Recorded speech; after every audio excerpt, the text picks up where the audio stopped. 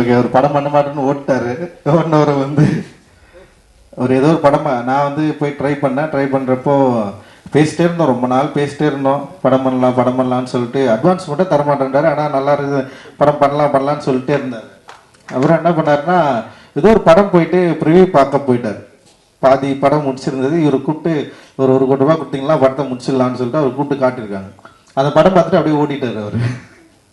ஏன்னா வந்து படமே எடுக்க வேணாம் அப்படின்ற மாதிரி ஒரு முடிவுக்கு வந்துட்டார். வந்ததுக்கப்புறம் நான் என்ன பண்ணேன்னா, என்னடா இவர் வந்து படம் பண்ண மாட்டேன்னாருன்னு சொல்லிட்டு மோசஸ்ன்னு என் ஃப்ரெண்ட் ஒருத்தர் இருக்கான், இப்போ படம் பண்ணுறான், என்னோட அசிஸ்டன்ட் டைரக்டர் தான். நானும் மோசஸ் என்ன பண்ணேன், எங்களுக்கு தெரிஞ்ச இங்கிலீஷில் ஒரு லெட்டர் எழுதணும். ஒரு மெயில் எழுதி தலைவனுக்கு அனுப்பிச்சுட்டோம். அது படிச்ச உடனே கூப்பிட்டாரு, ஒரு 50,000 அட்வான்ஸ் கொடுத்தாரு.